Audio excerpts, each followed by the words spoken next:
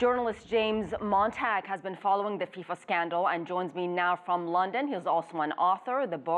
His book, 31-0, is a backstory about the players and their journey to the World Cup finals.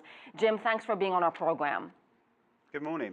Is it your sense that this is just the tip of the iceberg? We're going to see more people arrested in this investigation.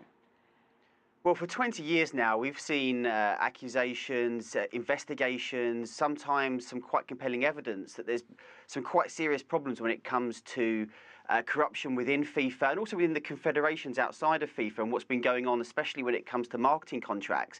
And we've had a little taste that maybe something like this was happening with the FBI, because a few months ago, the New York Daily News did a story about Chuck Blazer, the former General Secretary of CONCACAF, and basically what happened was it revealed in this story that Blazer had been turned by the FBI in their investigation into this corruption that was going on American soil or through American kind of financial systems. And Blazer, essentially to save his own bacon, became a supergrass and agreed to be have a wiretap at the London 2012 Olympics. And there was such salacious details in these stories about Chuck Blazer and what he'd been up to. For instance, he'd had through CONCACAF, he'd run up a £29 million credit card bill. He had 2 apartments at the Trump Towers, one of them for himself and one of them for his pet cats. And all of this came out, and so we knew that they had somebody who was at the very heart of FIFA, who knew all the goings-on between all the confederations, all the kind of bribes and the money that was going. So we were all kind of expecting something like this to happen, but really we didn't know it was going to happen today, and it's just rocked the world of football. And from now on, we don't really know. We have this presidential vote on Friday, but really FIFA is in danger of splitting apart.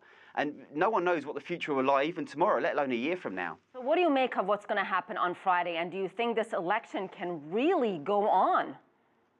Well, I mean, who knows? Already UEFA have said that they're going to pull out, or they've threatened to pull out, and they have a large block of votes, but the vote can continue without them. Now, you have to remember that Michel Platini, who's the president of UEFA, is a big Blatter.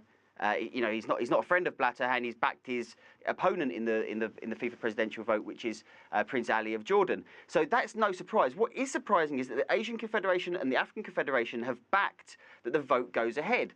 So we could have a situation where Sepp Blatter will stand against Prince Ali. And remember, people were talking that this was going to be a coronation for Sepp Blatter in his 5th term. He was going to easily walk this election, that it could still go ahead without Europe, without the legitimacy that would have.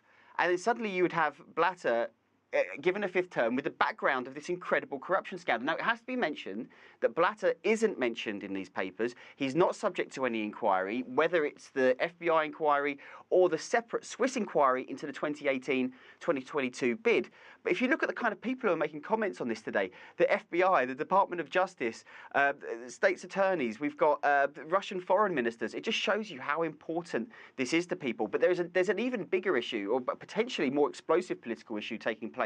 There's also going to be a vote about whether Israel is going to be suspended from FIFA over the suspension and problems that movement restrictions of Palestinian players.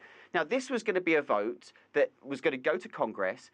The Europeans were going to, because Israel is part of the European Confederation, were going to vote against it. If they don't vote on Friday, when this vote is going to take place, then potentially it could pass based on just African and Asian votes. And suddenly, you have a situation where Blatter has been meeting with Prime Minister Netanyahu, with President Abbas, in a huge politically sensitive area, that this could be passed through the back door. So everybody's looking at the corruption angle. Everyone's looking at whether Blatter's going to get elected.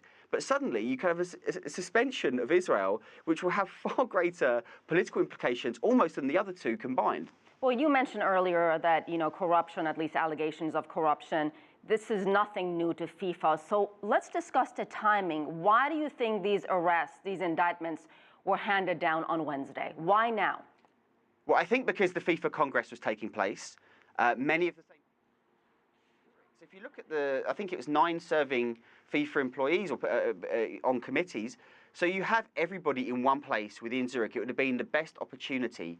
As I said, we've talked about Chuck Blazer and the fact that they've long had 3 years of evidence from him, either working as a supergrass, but also wearing a wire. Unfortunately, he's gravely ill at the moment with colon cancer, so he can't really speak for himself in this matter. But the timing of it, I think, is down to the fact that the Congress was taking place, and it just happened to be the Congress 2 days ahead of the presidential vote. So I think that's the reason, really, for the timing of it now.